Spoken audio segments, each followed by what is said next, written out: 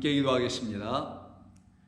참 생명과 참 은혜를 갖고 계시기에 우리에게 그 생명과 은혜를 한량없이 부어주시길 원하시는 우리 선하시고 인자하신 아버지 하나님, 우리 주님의 백성들인 저희들은 그 하나님의 은혜와 생명을 날마다 공급해 주시는 우리 주님으로 말미암아 기쁘며 감사함으로 살아가니 이 모든 것은 곧 하나님이 작정하신 뜻이 이루어진 결과임을 고백합니다.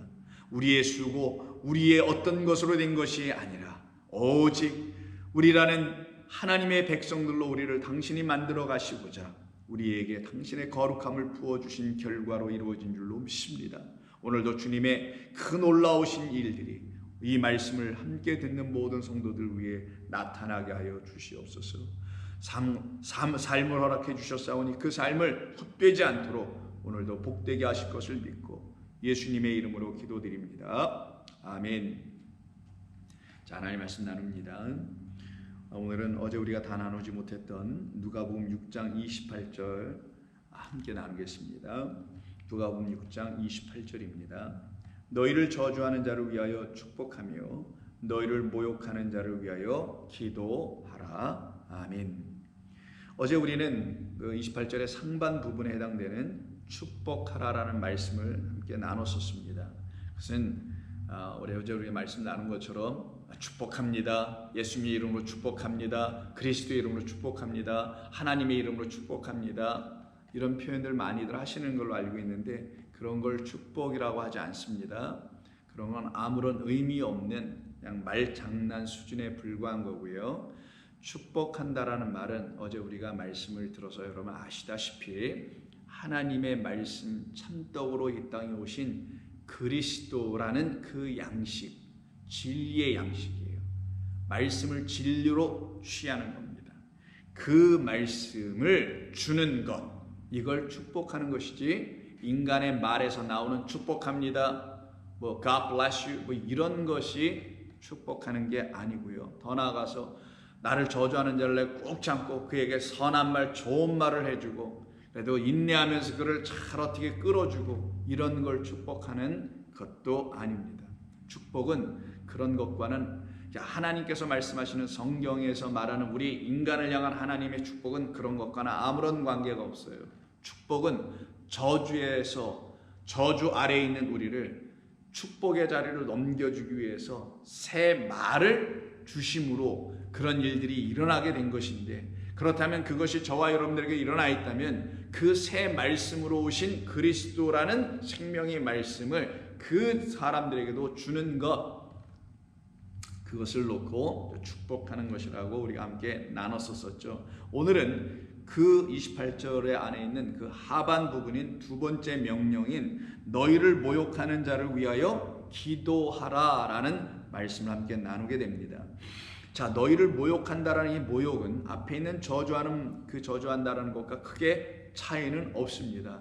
이 히브리어로 칼날이라고 그랬죠. 이 칼날이라는 그 말 안에는 사실 저주와 모욕 이 양면이 다 두 가지 의미가 담겨 있죠. 그것은 다 하나님의 말씀을 만홀히 여기고 경시하고 소홀히 여기고 가볍게 여겼죠. 근데 여러분 이런 생각 할 수 있지 않습니까? 나는 하나님의 말씀을 가볍게 여긴 적 없는데요. 나는 이건 귀한 거 거룩한 것으로 여겼는데요. 이걸 귀하고 거룩한 것으로 여겼다라는 그 모든 이야기를 들어오면 이 문자, 여기 기록된 이 문자들을, 이 어휘들을, 어떤 그런 표현들을 거룩한 것으로, 귀한 것으로, 중한 것으로 아마 여긴 것이 아닌가 생각이 되거든요. 그런 의미가 아니겠죠. 그래서 모욕, 가볍게 여기다 이런 것은 그 안에 있는 중한 것을 아직 발견하지 못했다라는 걸 말하는 거고요. 그 하나님의 말씀을 나의 생각과 내 마음으로 여전히 읽어내는 그 옛 습관에서 벗어나지, 구습을 쫓는 자였죠. 그게 거기서 벗어나지 못한 그런 삶이었다라는 걸 말하는 겁니다. 그것이 바로 또한 저주하고 모욕하는 자들의 모습이죠. 그러면 누가 누구를 저주하는가? 진리가 아닌 존재들이 진리를 갖고 있는 자를 반드시 모욕하게 돼 있어요. 반대로 이런 일이 일어나지 않습니다. 진리를 갖고 있는 사람이 진리를 갖고 있지 못한 자에게 당신 왜 그런 것도 못 갖고 있어서 모욕을 주고 그를 힐난하고 모멸감을 주는 그런 일은 하지 않습니다. 절대로 그런 일이 있을 수가 없어요. 그러면 1차적으로 모욕을 받으신 분은 우리 주님 밖에는 없을 거 아니겠어요.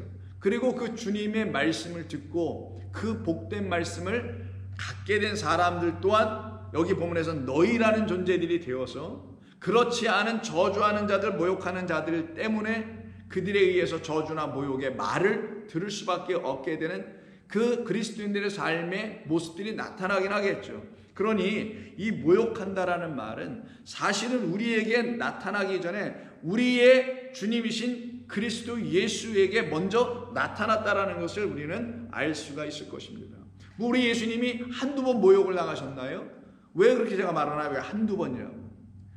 당신은 진리인데 주변이 다 비진리이기 때문에 한두 번이 아니라 매번이죠. 매번 만날 때마다예요.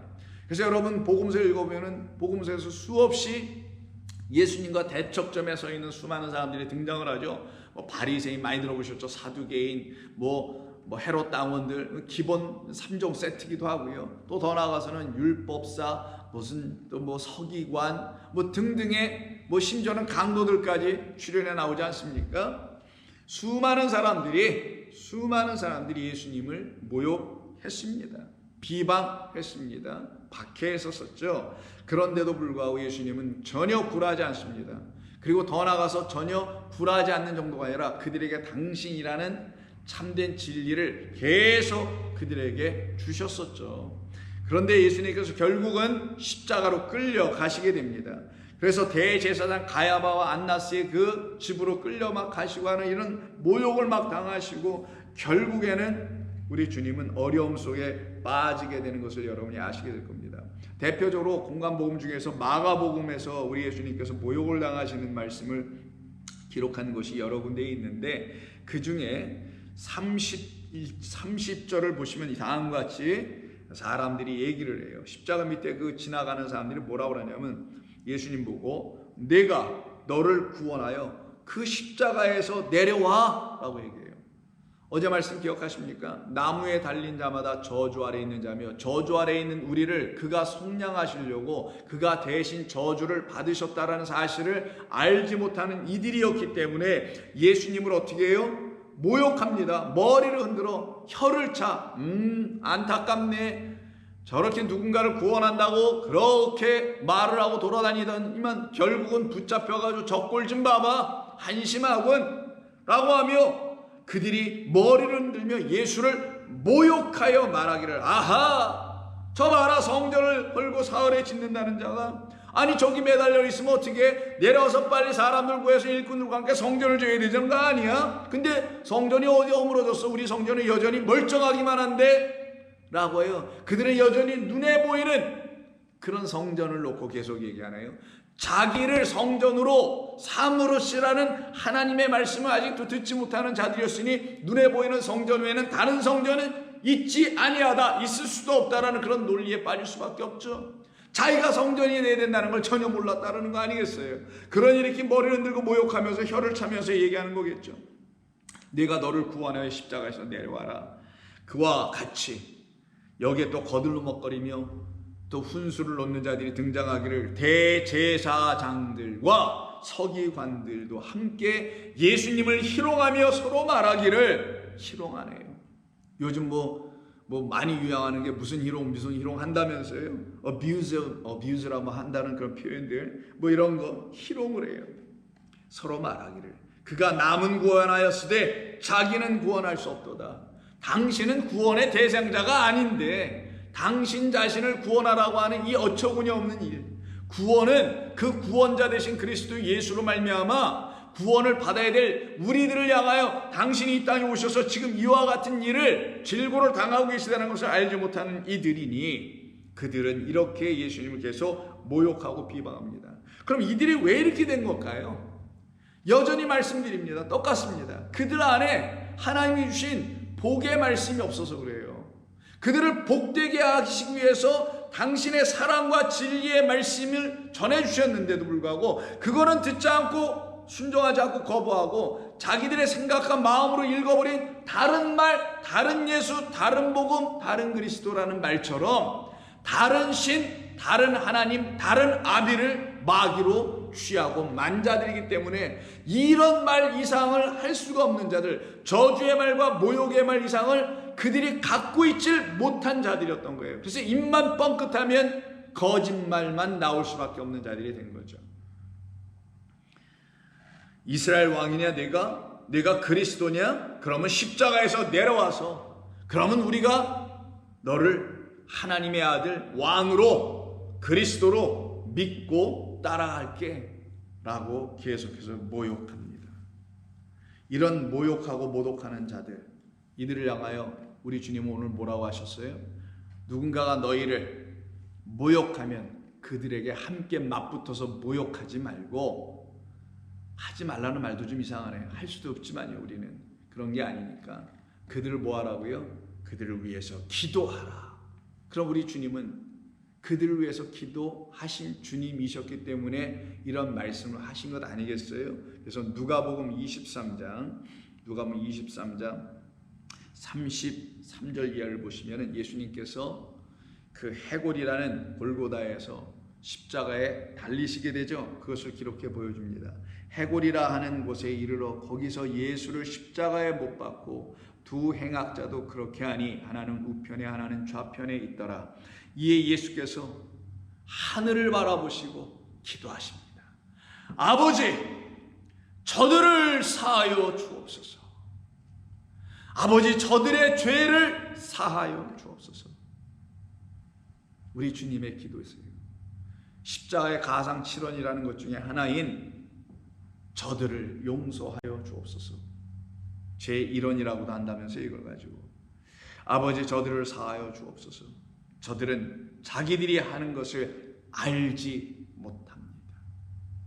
하나님이 행하시는 일이 무엇인지를 알지 못하여 자기들이 지금 하고 있는 것조차 그 일이 무슨 일인지도 알지 못하고 하고 있으니, 무지 가운데 하고 있으니 저희들의 무지를 당신의 지혜와 지식의 영을 보내주셔서 그들을 깨우쳐 더 이상 그와 같은 저주 아래 놓여있는 자들의 삶이 있지 않게 하여 주옵소서라는 그런 기도죠. 아버지, 저들을 사하여 주옵소서. 이게 우리 주님의 기도 말 그대로 프로스유코마이예요. 프로스유코마이 많이 들으신지 아시죠? 우리를 향한 프로스 유코마이, 아버지의 소원하심.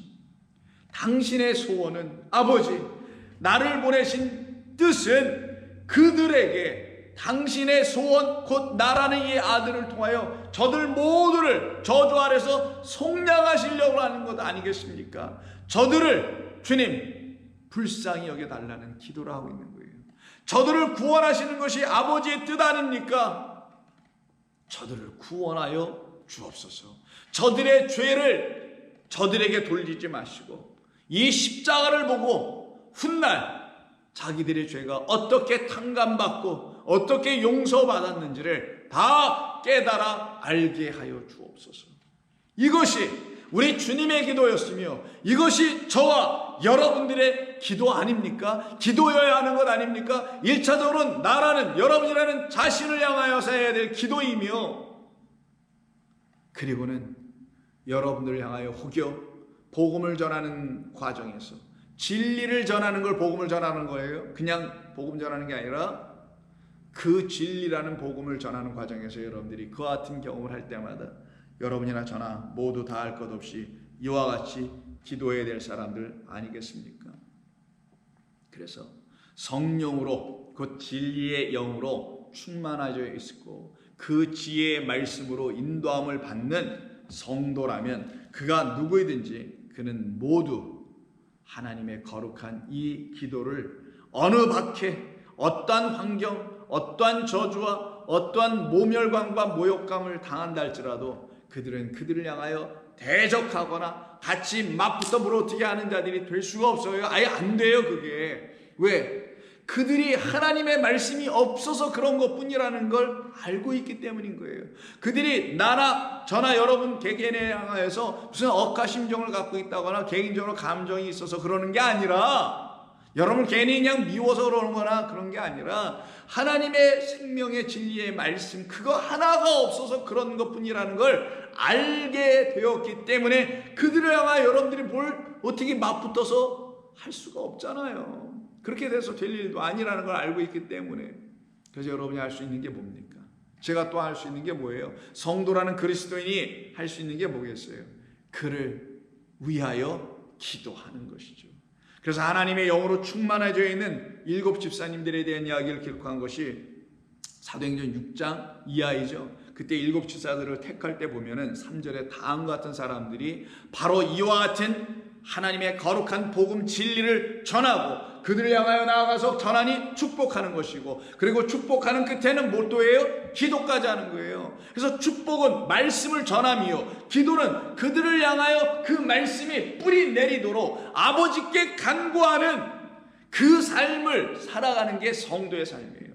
그럼 성도는 예수를 믿고 그 예수를 통하여서 참된 그리스도란 진리를 만나 그 진리의 영으로 생명을 가진 자가 되었다는 이 기쁨과 감격과 감사에 넘치는 사람이라면 그들은 반드시 축복합니다. 어떻게 축복해요? God bless you 이거 말고 진리의 말씀을 들려줌으로써, 알려줌으로써, 그리심산에서 선포했다는 것처럼 선포해 줌으로써 그들에게 축복해 주는 거예요. 복된 자 바라크하게 해주는 거예요. 말 그대로 하나님 앞에 와서 무릎을 꿇도록 하게 해주는 것입니다. 그리고는 그게 전부가 아닙니다. 그 일을 위하여 아버지께 기도하는 자들이 되죠.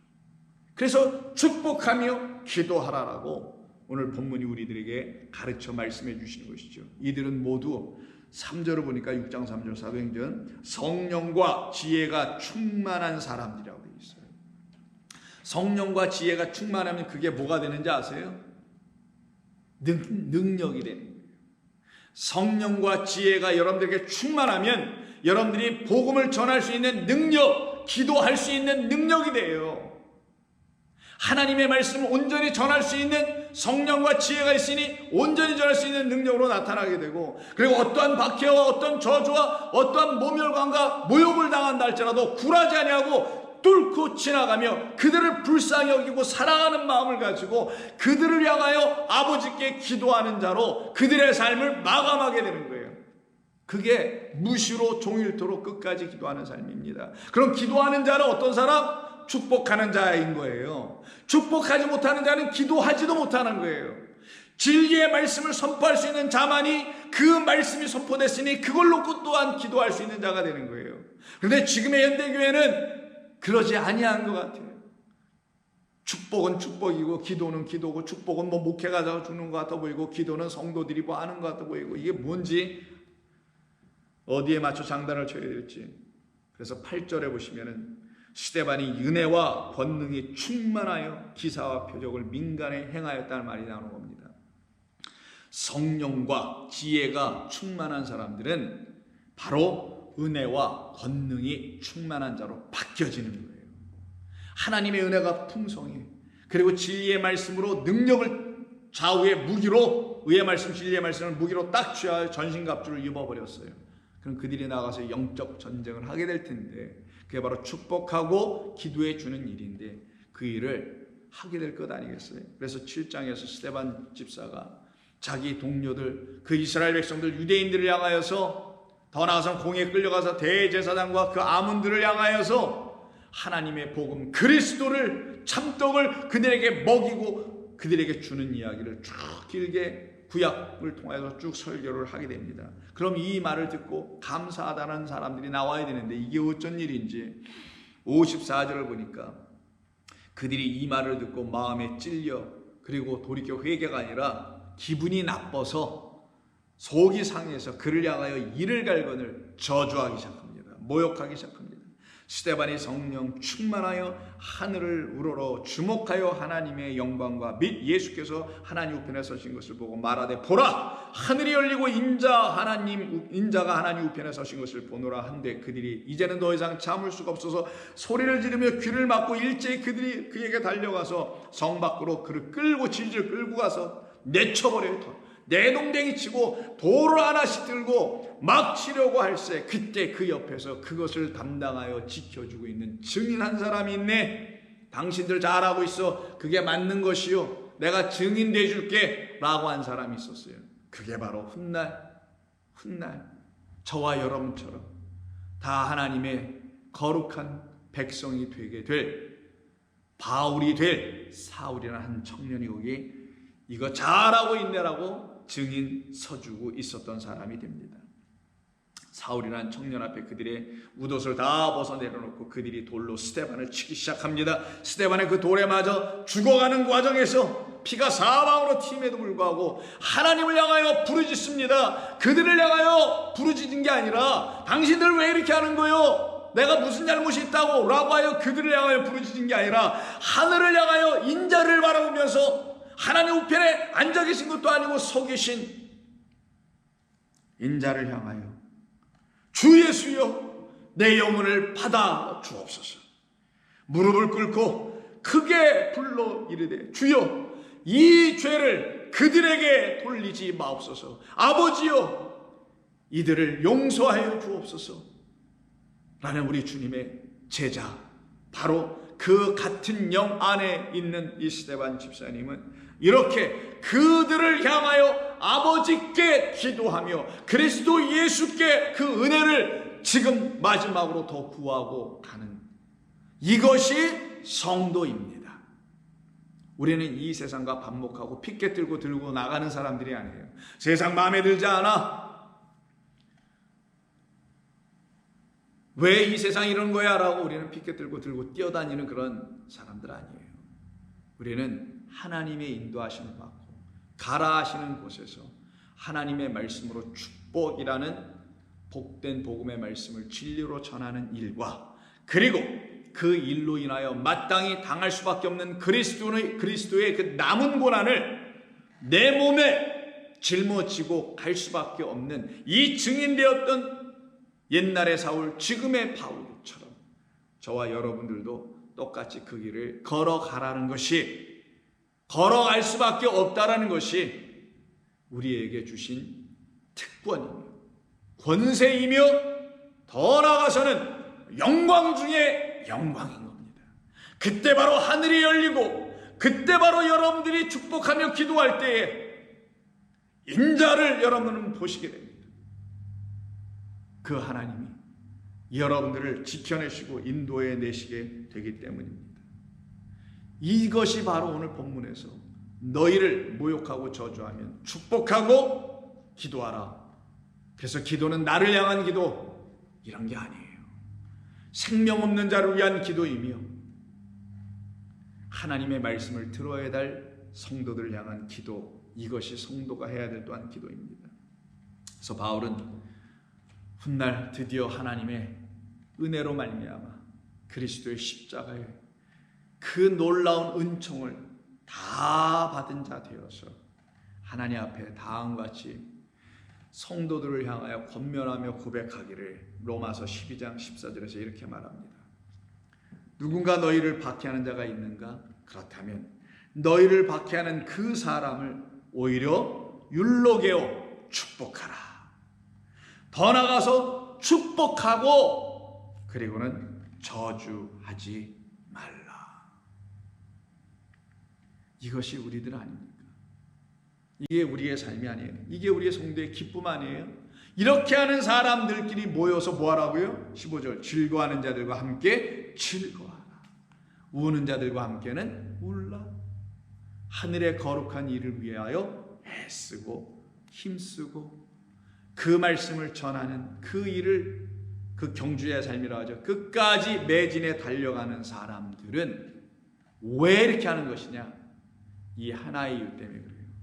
그 저주하고 모욕하는 자들 안으로 그리스도 예수께서 찾아 들어가실 수 있는 길을 마련해 주려고 하는 것이며 그 길을 따라 그리스도 예수라는 참된 생명의 하나의 떡, 진리의 말씀 곧 독생자가 그들 모두에게 영접되기를 소망하기 때문에, 소원하기 때문에 아니겠어요? 그래서 우리 주님께서 예루살렘 성전을 입성하실 때 나귀 타고 들어가시지 않습니까? 그때 수많은 사람들이 우리 예수님을 환호합니다. 우리 믿음의 사람들은 바로 이 땅의 수많은 영혼들이 다 이 예루살렘 성을 입성하실 때 수많은 사람들이 예수님을 환호하며 찬송하며 영접했던 것처럼 똑같은 그와 같은 영접의 사건과 역사가 일어나기를 바라는 마음으로 우리가 축복하고 기도하는 것이라면 우리의 축복과 기도는 바로 여기까지 우리는 생각하며 우리는 이것을 소망하며 취하게 될 것입니다. 누가복음 19장 37절 이하를 보시면 이렇게 말씀합니다. 이미 감난산 내리막길에 가까이 오시매 제자의 온 무리가 자기들이 본 바 모든 능한 일로 인하여 기뻐하며 큰 소리로 하나님을 찬양하여 이르기를 찬송하리로다 주의 이름으로 오시는 왕이여 하늘에는 평화여 가장 높은 곳에는 영광이로다 라고 하는 사람들로 계속해서 만들어져 가기를 원하는 저와 여러분이라면 우리의 믿음의 여정 가운데 우리에게 허락하신 그리스도인의 이 삶의 궁극적인 목표는 바로 축복하는 일이며 기도하는 일이니 축복과 기도라는 하나님의 말씀을 전하는 일을 통하여 그 수많은 영혼들이 그리스도 예수를 하늘에서 우리에게 보내주신 우리를 온전케 하시는 왕으로 평강으로 그리고 그로 말미암아 영광을 얻어야 될 하나님의 아들로 영접하도록 돕고 애쓰는 것이 우리들이 해야 될 일 아니겠어요? 그래서 여기에서 예루살렘 성전으로 들어가실 때 예수님이 어떤 모양으로 들어가신 것이냐? 그는 생명의 진리의 그 하나의 떡으로 그 성 안으로 들어가시고 계시다는 걸 가르쳐 우리에게 알려주시려고 그 성은 바로 하늘의 새 예루살렘이 되어야 될 저와 여러분이라는 그 성 안으로 참된 하나의 떡으로 들어오심을 바라보고 있는 모든 자들만 영안이 띄어져서 그렇게 그 주님을 향하여 찬송하며 찬양하게 되는 거예요. 뭐라고요? 이렇게 찬송하리로다라 번역했지만 이것이 축복하다라는 말이에요. 이게 축사하다라는 말입니다. 이 말이 곧 하나의 생명의 떡으로 내 안으로 들어오시는 나라는 하나님의 거룩한 신부인 새 예루살렘 그 성 안으로 들어오시는 당신만이 하나의 시 나의 신랑이요 그 신랑 없고 그 짝 없고 그 그리스도 없어서 저주의 말과 모욕의 말로 살아가는 이 땅 위에 여러분들을 하나님께서 보내시는 겁니다.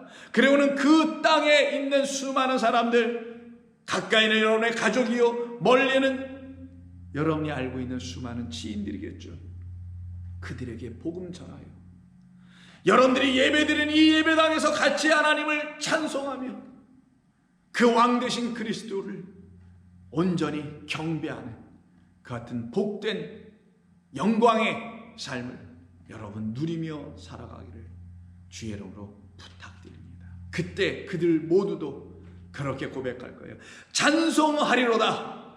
누구를? 주의 이름으로 오시는 왕 그리스도 만왕의 왕을 그의 입에서 나오는 검으로 나의 옛것 그 모든 것을 제거해버리고 성령의 검으로 베어진 바 진리의 말씀으로 다시 살아나는 종들이로다 라는 고백이 찬송이 그들 모두에게도 터져나오는 역사 있을 줄로 믿습니다. 함께 기도합니다. 주님, 우리 주님께서 들려주신 이 귀한 말씀 지난 이틀을 통하여 저희들에게 또한 말씀해 주셨사오니 이 말씀을 듣고 이 말씀으로 주님의 은혜 가운데 더욱더 깊이 거할 수 있도록 초대하고 불러주시는 우리 주님의 음성을 듣는 모든 성도들 위해 이제는 그들에게 허락하신 새로운 사명 잘 감당하여 하나님이 원하시는 그 축복과 그 기도를 할 수 있는 자들 되게 하여 주시어서 헛된 저주와 더러운 말들의 아래서 살아가고 있는 수많은 영혼들에게 참된 말씀 들려주어서 살려내는 복음의 일꾼들 다들 되게 하여 주옵소서. 이것을 지금 소망하는 영혼들 위해 하나님의 영을 성령으로 지혜의 영으로 충만케 하여 주옵소서. 예수님의 이름으로 기도드립니다. 아멘.